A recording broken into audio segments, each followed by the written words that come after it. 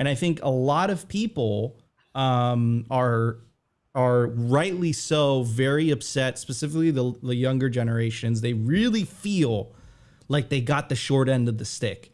And I think that they inherently know in their hearts that something is wrong, but they continue to seek a political solution to which there is none. The solution is the separation of money and state entirely.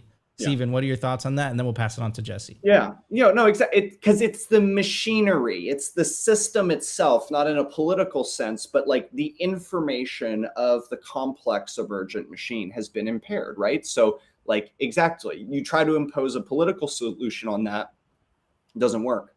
I would actually say I would like to draw like a connection. I think the line between the kind of thread that connects postmodernism and fiat is that fiat is a natural money under postmodernism. What does that mean and why am I saying it? So if I'm going to, and my God, if anybody listens to this, like there's so much contentious debate on like, what is postmodernism? Like, shut up. Like, you guys know what I'm talking about.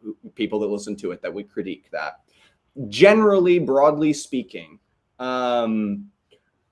like postmodernism argues against kind of the inherency or like the inherent realness of things, that things are essentially constructed in many ways through our culture, through our thoughts, through our beliefs, and they lack inherent reality. There's like this sort of notion of like objective reality got eaten away at.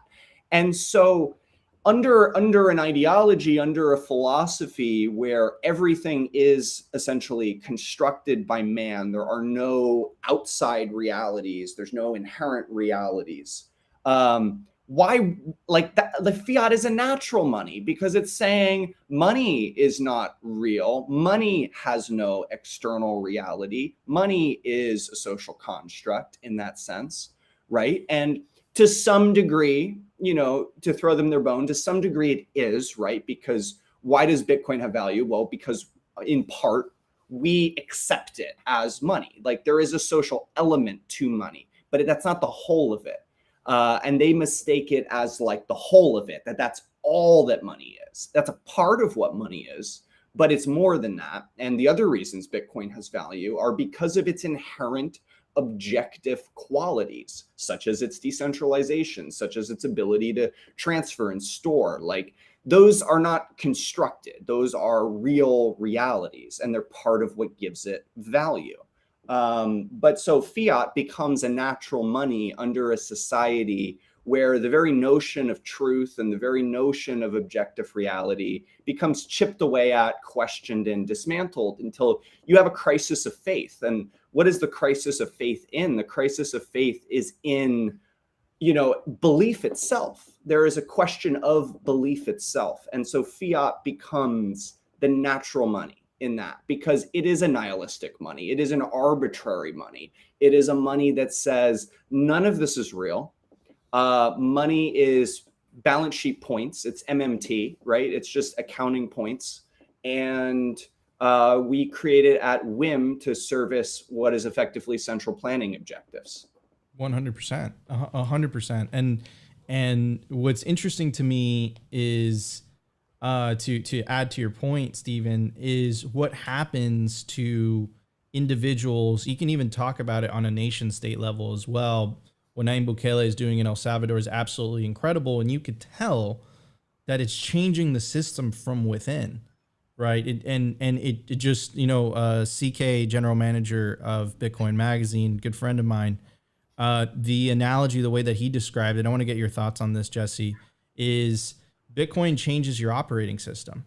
And all of a sudden, even with people, this is why we try so hard on Simply to not get stuck in the left and right dichotomy and then the bullshit, right?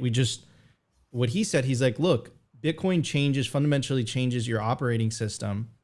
And people that are still on the fiat operating system, they're on a nihilistic operating system. They're on a materialistic operating system. They're on an operating system that's inherently disconnected from reality, unlike Bitcoin that is connected to reality via proof of work, right? Is anchored to the universe, to energy. And it completely changes your perspective on life. And then all of a sudden, the different ideological beliefs don't matter anymore. The Bitcoin becomes the great unifier. And I've seen hardcore libertarian Bitcoiners get along with hardcore socialist Bitcoiners, and they get along because they have that common denominator, and that common denominator is Bitcoin. So Jesse, what are your thoughts on this conversation? I know we got sidetracked a little bit, but I'm really enjoying this. I read quite a lot about this subject, Stephen, and I do find it very fascinating. I told Jesse ahead of time I was going to sidetrack this conversation. This is in my wheelhouse too. I wrote a piece on deflation versus inflation and what it means for civilization, and talked a lot about how the peak of art and architecture was the end of the Gilded Age, turn of the century, 1900 or so. And so I think that what CK was getting at about how it changes your operating system, that's the core of it, is that the norm is living on an inflationary unit of account. And that creates this flywheel constantly of things get worse over time because a dollar gets you less. And so producers, to keep their costs where the same, have to cut their inputs, cut the quality of their goods. That's where shrinkflation comes from. It's why service seems to get worse over time, because businesses are trying to get by with the same costs when all the costs around them are going up. So that's an inflationary world. Everything gets worse, and that's especially felt when it comes to craftsmanship. In the built environment, and when it comes to art and quality of goods as well. A kitchen appliance, a fridge from the 1950s can still work, and nowadays we have planned obsolescence in our appliances because we need to feed the fiat machine, and so you have to keep purchasing things. So going from that norm, which creates this nihilism and defeatism, really, especially in younger generations.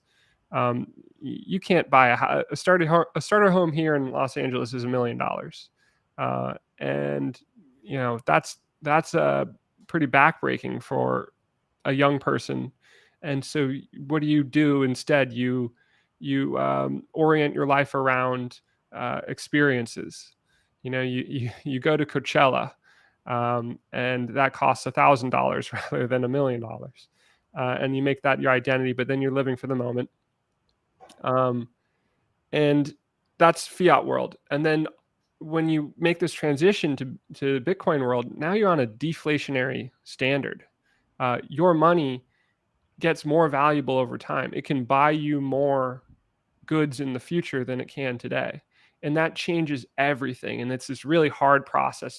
It's a bumpy process. There's a lot of personal volatility and tension and cognitive dissonance as you go through this transition from fiat world to Bitcoin world, and embrace this deflationary unit of account.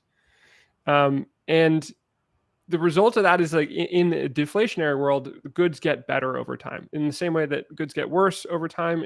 When you're using an inflationary unit of account, goods get better over time with Bitcoin. So, and that happened on the gold standard. That happened, we had 150 years in the U.S. After the American Revolution, up until the creation of central banking, and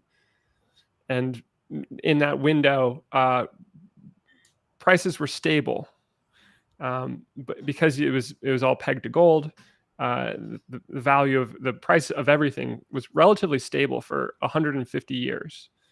But during that, you have technological deflation, as Jeff Booth would point out. So the ability to create goods gets cheaper.